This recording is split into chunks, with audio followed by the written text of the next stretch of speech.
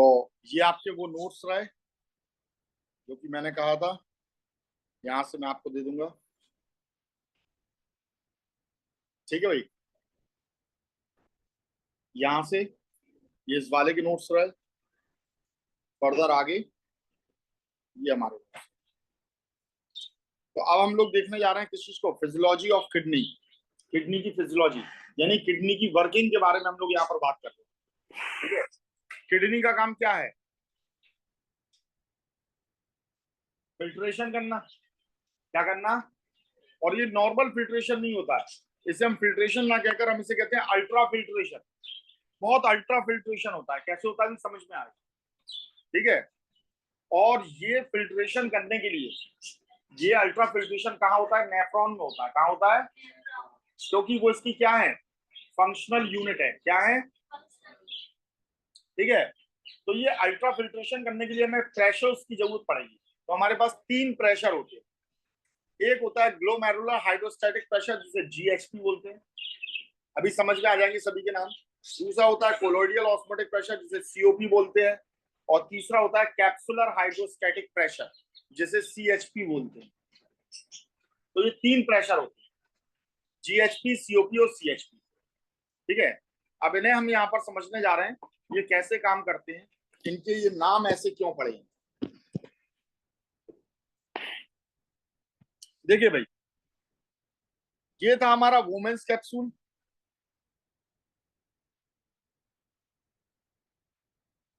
समझ में आई बात? Bowman's capsule. अब यहां से हमारी आ रही थी कौन? Afferent arteriole. कौन आ रहा था? और यहां आकर ये किसमें? ग्लोमेरुलर कैपिलरी में। इसे हम बोलते थे ग्लोमेरुलर कैपिलरी। ये कैपिलरीज का फॉर्मेशन। और फिर यहां के बाद निकलती है इफरेंट आर्टरियोल। इफरेंट आर्टरियोल पतली होती है। ठीक है, इसका नाम है एफरेंट आर्टरियोल, और ये हो जाती है इफरेंट आर्टरियोल। इफरेंट आर्टरियोल कैसी रहती है? थिन रहती है। कैसी रहती है? थिन रहता है इसका ल्यूमेन। इसका ल्यूमेन थिन रहता है, जबकि इसका ल्यूमेन कैसा रहता है? बल्कि ल्यूमेन के बारे में बात करेंगे तो इसका ल्यूमेन जो रहता है वो वाइड होता है।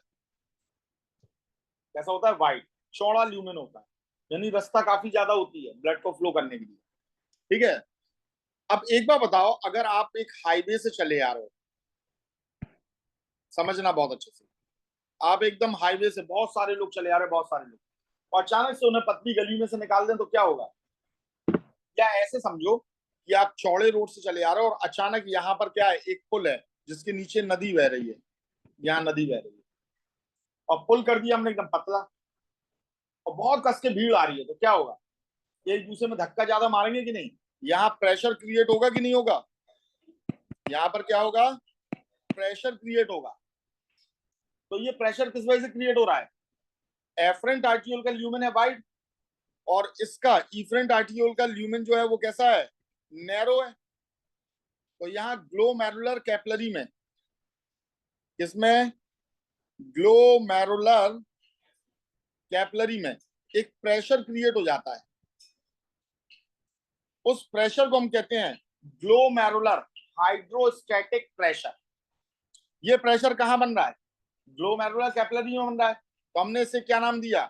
ग्लोमेरुलर। हमने इस प्रेशर को नाम दिया है ग्लोमेरुलर। अब हाइड्रो मतलब, हाइड्रो मीन्स होता है लिक्विड, ठीक है, या वाटर मान लो। हाइड्रो, स्टैटिक, स्टैटिक मीन्स है रुका हुआ। तो यहाँ फ्लूइड, क्योंकि देखो यहाँ से बहुत चौड़े में बहुत ज्यादा फ्लूइड आ रहा है, आगे जाकर इफरेंट आर्टियोल में ये नैरो हो गया है, तो यहाँ एक तरीके से फ्लूइड थोड़ी देर के लिए रुक जाएगा कि नहीं रुक जाएगा? रुका हुआ सा होगा। तो इसके जमाव की वजह से, इसके रुकाव की वजह से यहाँ पर एक प्रेशर लगता है, और इस प्रेशर को क्या कहते हैं? Glomerular hydrostatic pressure. और इसकी वजह से बहुत सारा फ्लूइड यहाँ नीचे गिरता है, बहुत सारी चीजों के साथ। इनमें कुछ काम की चीजें भी गिरती हैं और कुछ बेकार चीजें भी गिरती हैं। मतलब ये कोई सिलेक्टिव नहीं है। जैसे बेकार आदमी, दुष्ट आदमी और अच्छे आदमी, सभी लोग यहाँ पुल से जा रहे हैं, यहाँ से जा रहे हैं रोड से, और जैसे ही यहाँ पर भीड़ गिरेगी, पुल पुल हमने पतला कर दिया, तो जो भीड़ गिरेगी तो क्या उसमें से सिर्फ बुरे बुरे आदमी गिरेंगे या अच्छे नहीं गिरेंगे, या अच्छे अच्छे गिरेंगे बुरे नहीं गिरेंगे? भाई सभी गिरेंगे वो तो प्रेशर से। तो यहाँ से बहुत सारा फ्लूइड निकलकर कहाँ भर जाता है? तो वो फ्लूइड यहाँ पर भर जाता है वोमेन्स कैप्सूल के अंदर, यहां भरने लगता है। ठीक है, इसे हम क्या कहते हैं? इसे हम कहते हैं ग्लोमेरुलर फिल्ट्रेट। ग्लोमेरुलर फिल्ट्रेट, ये मतलब फिल्ट्रेट, फिल्ट्रेट मतलब होता है छना हुआ पार्ट। तो ग्लोमेरुलस से ये छन कर आ रहा है, छन कर होकर आ रहा है, साफ भी ना कहें, उससे निकल कर आ रहा है, तो हम इसे क्या कहेंगे? फिल्ट्रेट कहेंगे। और ये कहां से आ रहा है? ग्लोमेरुलस से आ रहा है, इसलिए ग्लोमेरुलर फिल्ट्रेट कहते हैं। समझ में आ गई बात? हमने एक सॉल्यूशन बनाया, फिर उसे छाना, छानने के बाद में जो हमें नीचे लिक्विड मिला उसे हम बोलते हैं फिल्ट्रेट। फिल्टर कर लिया ना उसे, तो हम इसे बोलते हैं ग्लोमेरुलर फिल्ट्रेट। ठीक है, और ये जो जीएचपी प्रेशर है, तो क्या आप मुझे ये बताओगे ये कहां की ओर लग रहा है? It is towards the women capsule. ये कहां की ओर लग रहा है? नीचे की ओर लग रहा है। कहां की ओर लग रहा है? ठीक है, अब देखते हैं बाकी के दो प्रेशर। देखो बेटा, ऑस्मोसिस और ऑस्मोसिस प्रोसेस आपने पढ़ी होगी, मैंने पढ़ाया भी था आपको ऑस्मोसिस। अगर हम दो सॉल्यूशन जिनकी टोनिसिटी अलग अलग होती है उसे सेपरेट कर दें सेमी परमियल मेम्ब्रेन से, एसपीएम, मैंने दो सॉल्यूशन लिए, एक में मैंने सॉल्यूट ज्यादा कर दिया और एक में मैंने सॉल्यूट कम कर दिया, तो सिर्फ solvent particle semi permeable membrane से, सेमी परमिएबल मेम्ब्रेन से सिर्फ सॉल्वेंट पार्टिकल पास होते हैं। ये सॉल्यूट पार्टिकल को पास नहीं होने देगी। कौन? Semi permeable membrane. ये किसे पास नहीं होने देगी? सॉल्यूट के मॉलिक्यूल्स को। ये सिर्फ और सिर्फ किसे पास होने देगी? सॉल्वेंट के पार्टिकल। तो सॉल्वेंट का पार्टिकल कहां से कहां जाता है? जहां सॉल्वेंट ज्यादा होता है वहां से कम की ओर जाता है। बनी बात है, सॉल्वेंट कहां पर ज्यादा है? यहां ज्यादा है, तो यहां से ये कहां जाएगा? यहाँ की ओर जाएगा। कब तक जाएगा? जब तक कि ये दोनों आइसोटोनिक नहीं हो जाते, एक से नहीं हो जाता इनका कंसंट्रेशन। तो हम इसे बोलते हैं, क्या बोलते हैं इस तरफ वाले सॉल्यूशन को? ए सॉल्यूशन और बी सॉल्यूशन। ए सॉल्यूशन को बोलेंगे हाइपोटोनिक सॉल्यूशन, हाइपोटोनिक, और बी को बोलते हैं हम हाइपरटोनिक सॉल्यूशन। हाइपर यानी ज्यादा, कौन ज्यादा है? सॉल्यूट ज्यादा है, तो सॉल्वेंट अपने आप क्या हो गया? कम हो गया, तो हाइपरटोनिक सॉल्यूशन इसे बोलेंगे। तो अगर हम यहाँ पर ऑस्मोसिस की डेफिनेशन के बारे में बात करें तो क्या होगा? when two different solution of different tonicity, tonicity मतलब concentration, जब दो सॉल्यूशन हम लेते हैं डिफरेंट टोनिसिटी के और उसे सेपरेट करते हैं सेमी परमियल मेम्ब्रेन से, एसपीएम से, तो solvent particle starts moving from hypotonic solution to hypertonic solution until both the solution becomes isotonic. Isotonic यानी कि यहाँ इनका कंसंट्रेशन जब तक दोनों का बराबर नहीं हो जाता, इस प्रोसेस को हम क्या कहते हैं? ऑस्मोसिस। समझ में आ गई बात? कुल मिला के सॉल्वेंट कहां की ओर भागेगा? जहां सॉल्यूट ज्यादा होंगे, जहां सॉल्यूट। अब देखना बेटा, ये हमारा ये ग्लोमेरुलर कैपिलरी थी, ये एफरेंट आर्टियोल था, और यहाँ क्या हो गई है? इफरेंट आर्टियोल हो गई है। ब्लड यहां से यहाँ चल रहा है, इसने मैक्सिमम पानी यहां पर गिरा दिया, लिक्विड पार्ट को गिरा दिया। यहाँ किसे गिरा दिया? लिक्विड पार्ट पहले गिरेगा, लिक्विड पार्ट को यहाँ पर गिरा दिया। तो तुम्हें नहीं लगता है कि यहाँ पर सॉलिड पार्ट ज्यादा रह जाएगा ब्लड का? ब्लड में सॉलिड पार्ट भी तो अच्छा खासा होता है, तो यहाँ कौन रह जाएगा?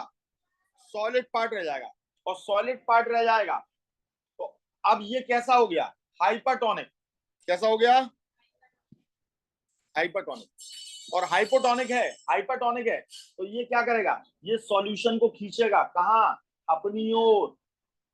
क्योंकि सॉल्वेंट कहां से कहां जाता है? हाइपोटोनिक से हाइपरटोनिक।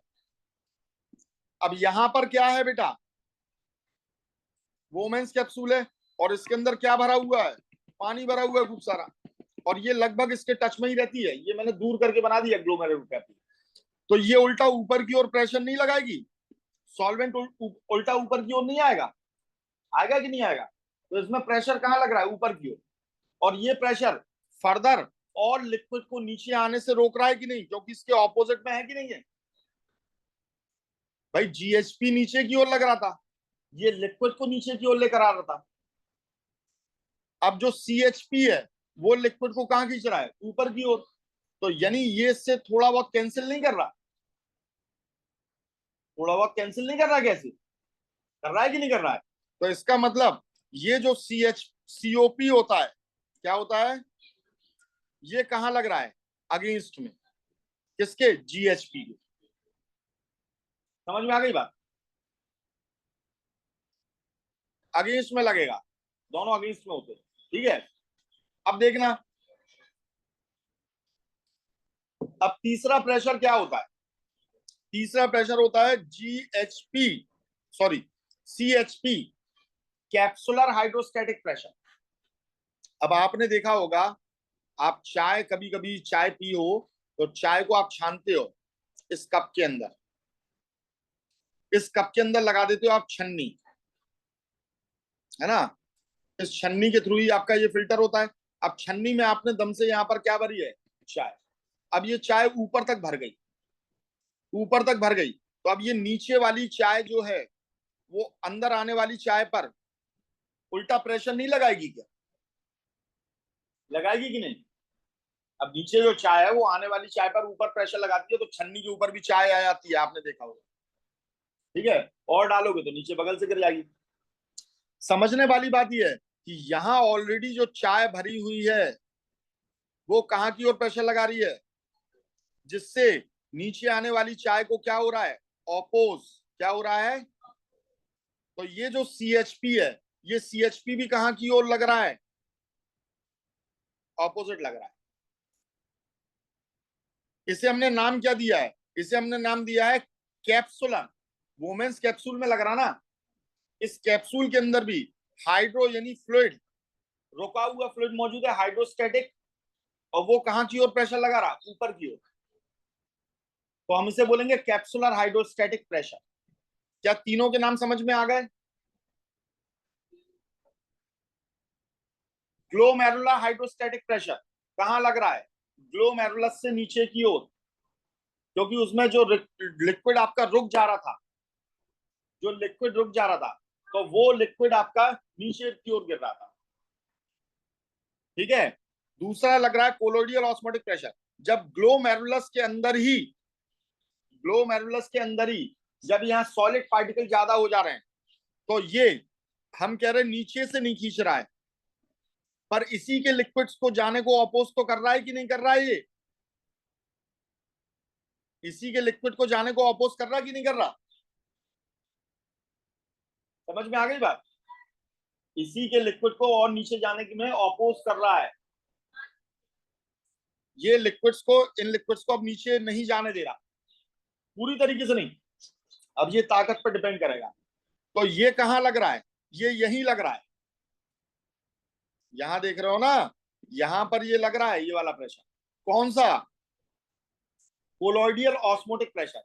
ये ऑस्मोसिस की वजह से प्रेशर है, इसलिए हमने से बोला कोलोइडियल ऑस्मोटिक प्रेशर।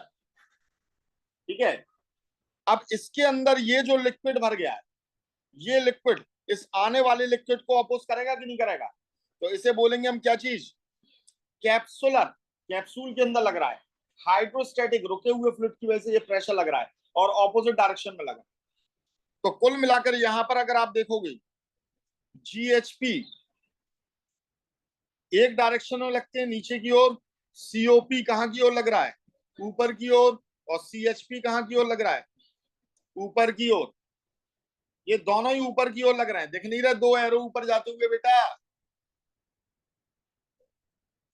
जो ऊपर की ओर जा रहे हैं उन्हें क्या कर दो, जोड़ दो, और जो नीचे की ओर उसमें से क्या कर दो, माइनस कर दो। उसमें से क्या कर दो, माइनस कर दो। बात समझ आई है? तो देखो जीएचपी जो हमारा होता है, ये होता है 60 mm ऑफ एच का। मरकरी को अपने कॉलम में कितना mm चढ़ा देता है, 60 mm। ठीक है। जो सीओपी होता है, ये होता है 32 mm ऑफ एच का। और सीएचपी जो होता है वो होता है 18 mm ऑफ एच का। इन दोनों को जोड़ दो तो यहां पर टोटल कितना आ रहा है, 32 और 18 कितना हो गया, 50। 60 में से 50 घटा दो, कितना बचा, 10। तो ये जो 10 mm ऑफ एच का प्रेशर रहता है, 10 mm ऑफ एच का प्रेशर होता है, इसी को हम कहते हैं नेट इफेक्टिव फिल्ट्रेशन प्रेशर। इसी प्रेशर की वजह से क्या हो पा रहा है, फिल्ट्रेशन हो रहा है, नेट इफेक्टिव फिल्ट्रेशन प्रेशर। और ये कहां की ओर लग रहा है, नीचे की ओर। क्यों? क्योंकि जीएचपी बड़ा है। और इसी की वजह से ये लिक्विड फिल्ट्रेट होकर कहां आ पा रहा है, वुमेन्स कैप्सूल के अंदर। कहां आ पा रहा है? उम्मीद है समझ में आ गया होगा। तो ये नेट इफेक्टिव फिल्ट्रेशन प्रेशर है, सिर्फ फिल्ट्रेशन। तो net effective filtration pressure 10 mm H का है। इसे 60, 32 या 18 का नहीं मान लेना। इफेक्टिव तो इतना है ना, नीचे की ओर फ्लूइड लाने के लिए कितना लगा था, 60। ये कितना लगा, 32। और ये कितना लगा, 18। ये दोनों ऑपोज कर रहे हैं, तो ये फ्लूइड को नीचे नहीं आने दे रहे। तो ये 60 में से 50 घटा दिए इन्होंने, तो सिर्फ 10 बचा है, जिससे आपका ये कहाँ आ रहा है, नीचे आ रहा है।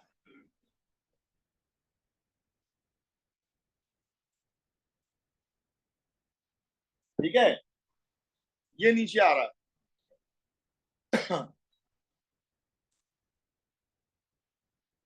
तो याद रखना, जीएचपी के ऑपोजिट अगेंस्ट में लगते हैं सीओपी और सीएचपी। ठीक है।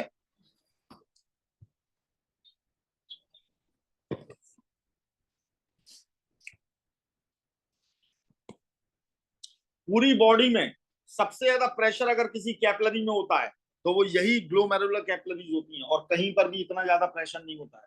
बाकी जितनी भी कैपिलरीज है उनमें इतना प्रेशर नहीं होता है। ठीक है, तो ये बात भी थोड़ा सा याद रखिएगा। ग्लोमेरुलर कैपिलरीज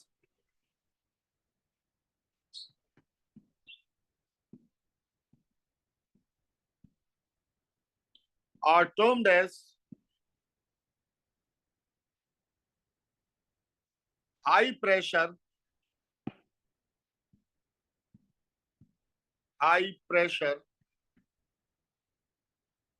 belt capillaries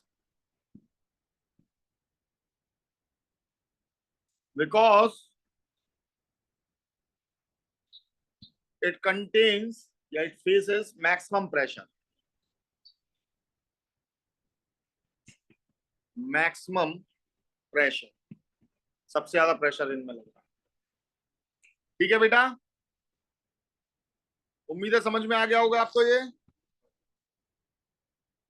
ठीक है, अब इसके अंदर जो भी फ्लूइड आ गया उस फ्लूइड को क्या नाम देंगे हम, ग्लोमेरुलर फिल्ट्रेट। अब इस फिल्ट्रेट में बच्चों बहुत सारी काम की चीजें होती हैं और बहुत सारी बेकार भी चीजें होती हैं। तो जो काम की चीजें होती हैं, ठीक है, जो काम की चीजें होती हैं उन्हें वापस ले लिया जाता है, और यहां से बहुत सारी बेकार चीजें भी पास हो गई आगे, तो उन्हें फिर वापस ट्रिब्यूल में डाला जाता है। उन्हें फिर वापस ट्रिब्यूल में डाला जाता है, यानी उसे इसके अंदर पहुंचाना है, नेफ्रॉन के अंदर। तो इसीलिए ये जो इफरेंट आर्टियोल चलती है, मैंने आपको बताया था, ये आगे जाकर पूरी ट्यूब्यूल के ऊपर क्या हो जाती है, कन्व्यूलेटेड, और किसका फॉर्मेशन करती है, सेकेंडरी कैपिलरीज। क्या करने के लिए, तो ये रीएब्जॉर्प्शन और सीक्रेशन करने के लिए। किस चीज के लिए? समझ में आ गई बात बेटा?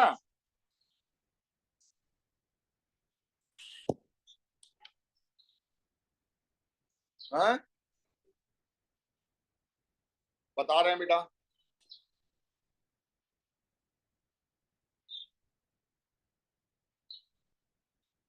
सीक्रेशन मतलब होता है सीक्रेट आउट करना, सीक्रेट आउट यानी बाहर निकालना। और रीएब्जॉर्प्शन मतलब होता है एक बार फिर से एब्जॉर्ब कर लेना।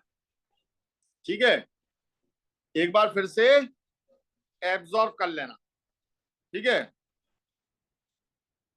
तो बहुत सारी चीजें होती हैं आपकी, जरा यहां समझिएगा।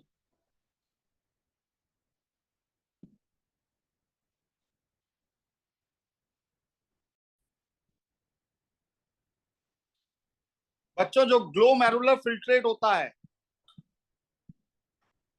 इसके अंदर क्या क्या आ जाता है, पहले तो इस बात को हमें यहां पर समझना है। मैंने आपसे ये कहा था कि ग्लोमेरुलर फिल्ट्रेट काफी क्या होता है, डाइल्यूट सॉल्यूशन होता है। क्या होता है? क्योंकि ग्लोमेरुलर कैपिलरी से, मैंने आपको बताया, धक्का गलता है तो सारे के सारे नीचे गिरते हैं। ठीक है, तो मोस्टली लिक्विड पार्ट गिरता है। तो लिक्विड पार्ट गिरने के बाद में अब जो इफरेंट आर्टियोल में बचेगा वो क्या होगा?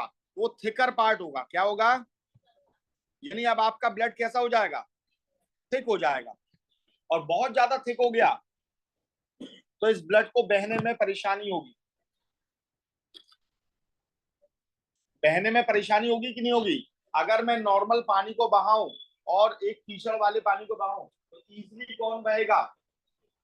नॉर्मल पानी। कीचड़ वाला तो बहुत मुश्किल से बहेगा। तो अगर हम यहाँ पर इस चीज को देखें, किस चीज को, कि जो थिकर पार्ट है अगर ये पतला नहीं हुआ,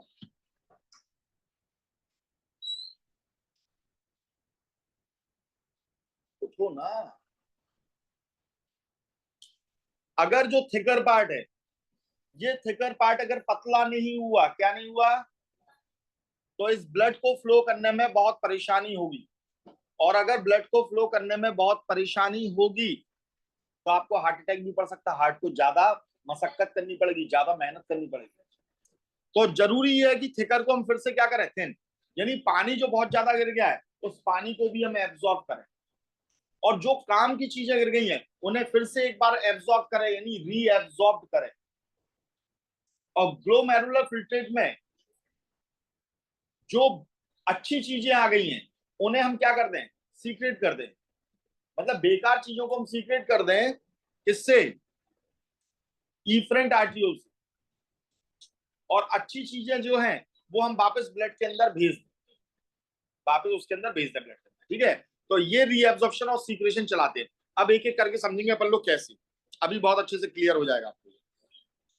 फिल्ट्रेट में क्या क्या मौजूद है? तो सबसे पहले ग्लूकोज मौजूद होता है, जो अनयूज्ड ग्लूकोज है। ठीक है, और जो रिजर्व के तौर पे पड़ा हुआ है वो यहां पर आ जाएगा। यूरिया, ये तो आना ही आना ही है, इसका तो फिल्ट्रेशन होना ही होना है। सॉल्ट्स होते हैं कुछ एक, सोडियम और पोटेशियम के। सोडियम पोटेशियम के सॉल्ट बहुत जरूरी होते हैं। हमारे हर एक सेल में सोडियम पोटेशियम पंप चलता है, और सोडियम पोटेशियम पंप की वजह से हमारी बॉडी सही रहती है। अगर ये इलेक्ट्रोलाइट की कमी हो जाए तो बड़ी भारी दिक्कत आ जाती है पूरी बॉडी में। ठीक है, लूज मोशन वगैरह ये सब कुछ होने लगते हैं। तो इसीलिए उस टाइम पर आपको केले वगैरह खिलाया जाता है तुरंत।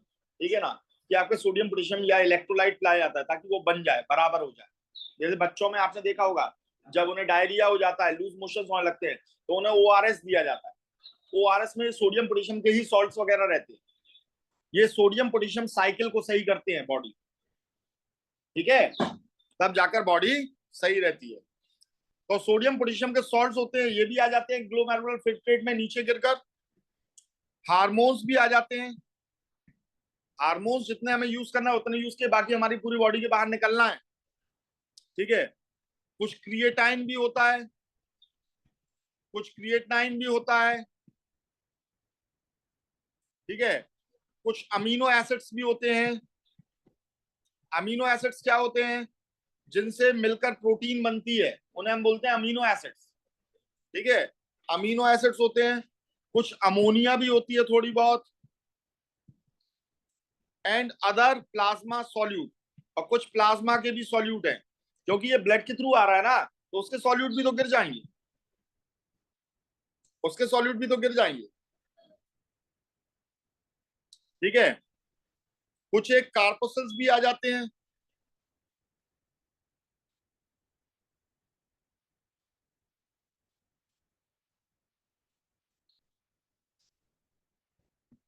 बोथ कार्पोसल्स,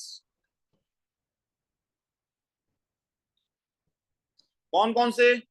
आरबीसी एंड डब्ल्यूबीसी, ये आ जाते हैं, एंड अदर लार्ज मॉलिक्यूल।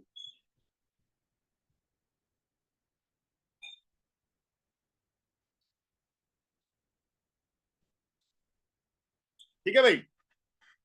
अब देखिए, इतने में से इतने में से अगर हम बात करें, तो सम सब्सटेंस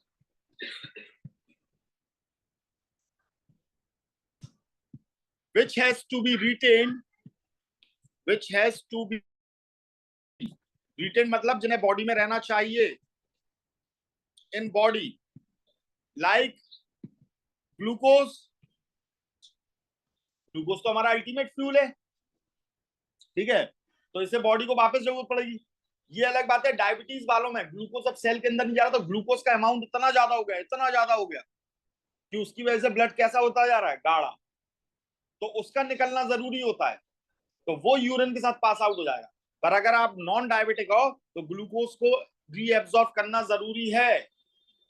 तो glucose, some salts of sodium, some salts of sodium, water, पानी को भी लेना जरूरी है, ठीक है।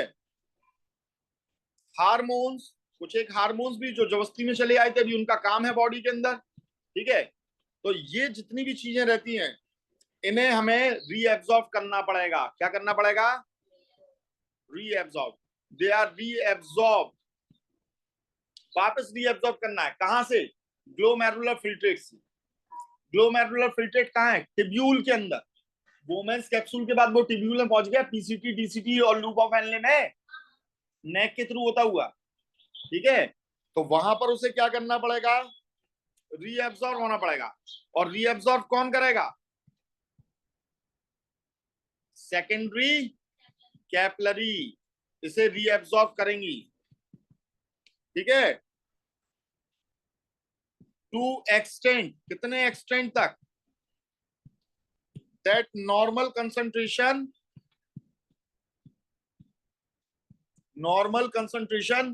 ऑफ ब्लड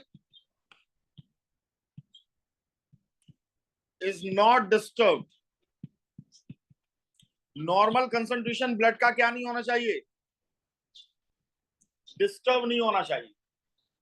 हद से ज्यादा नहीं ले लेगा कि ब्लड गाढ़ा हो जाए, और बहुत कम भी नहीं लेगा कि ब्लड पतला रहे, नहीं तो उससे फ्लो में मुसीबत पड़ेगी। और डायबिटीज में क्या होता है, डायबिटीज वाले पेशेंट में ग्लूकोज सेल के अंदर नहीं जा पाता, तो पूरा ब्लड के अंदर पड़ा रहता है, क्योंकि इंसुलिन ही तो उसका परमिट होता है। ग्लूकोज को सेल के अंदर जाने का परमिट कौन होता है? इंसुलिन।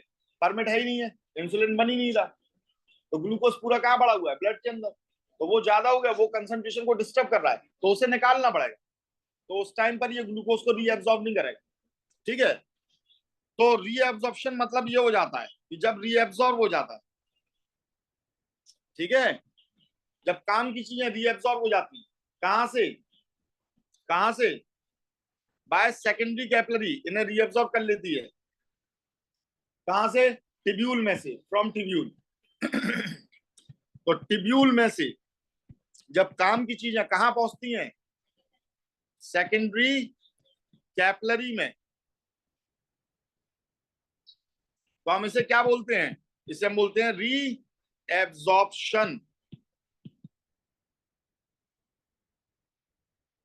क्योंकि ये सेकेंडरी कैपिलरी से कहां पहुंचेंगी?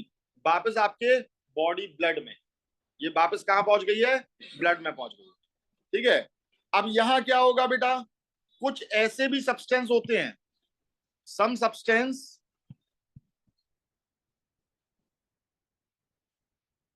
some substances which has to be excreted out, which has to be excreted out, जिनका बॉडी से निकलना बहुत जरूरी है, लेकिन वो ग्लोमेरुलर फिल्ट्रेट में नहीं गिर पाए थे, वो यहां से बच गए थे, वो यहां से बच गए थे। कुछ बुरे इंसान यहां से निकल गए थे और कुछ अच्छे इंसान भी यहां गिर गए थे। तो अच्छे इंसानों को हमने वापस कर दिया, कहां वापस कर दिया? कैपिलरी में। कहां वापस कर दिया? कैपिलरी में। तो इसे कहेंगे रीएब्जॉर्प्शन। और जो बुरे इंसान यहाँ बचे हो तो भगवान उन्हें फिर वापस यहाँ भेज देगा नर्क में। जाओ, ये नर्क है, ठीक है, ताकि बॉडी से बाहर जा सको, ठीक है। तो some substance which has to be excreted out of the body,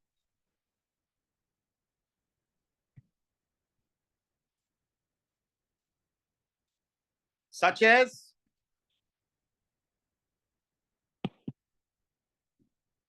जैसे पोटेशियम आयन कुछ ज्यादा हो गए, या ड्रग्स हैं, या फिर कुछ ज्यादा ही इंसुलिन बन गया, ठीक है ना, ये सब।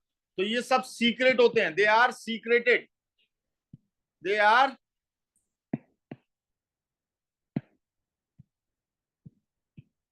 सीक्रेटेड। कहां सीक्रेट होते हैं? In renal tubule. किसके द्वारा? सेकेंडरी कैपिलरीज के द्वारा। और इसे हम बोलते हैं ट्यूबुलर सीक्रेशन। क्या बोलते हैं? Tubular secretion. तो सीक्रेशन में क्या होता है? क्या होता है? देखो, ट्यूब्यूल से कहां आ रहा है? सेकेंडरी कैपिलरी में। यहां पर क्या होगा? सेकेंडरी कैपिलरी से कहां जाएगा?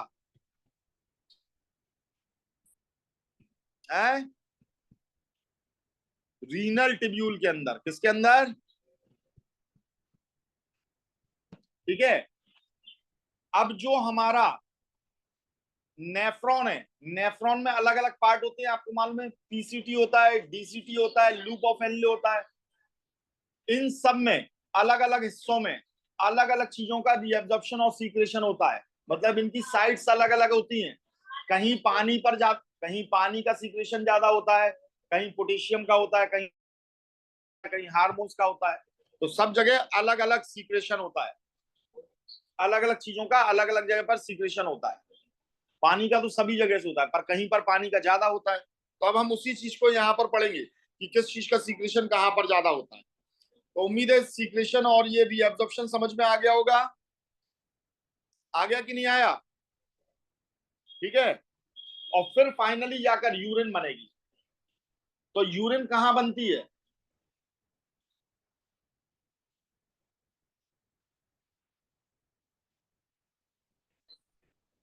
यूरिनरी ब्लैडर में स्टोर होती है। कहाँ बनती है?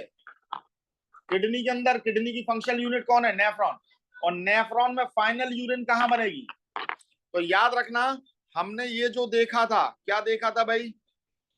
ये पूरा हमने स्ट्रक्चर देखा था नेफ्रॉन का। यूरिन यहां पर कहां कहां बनती है?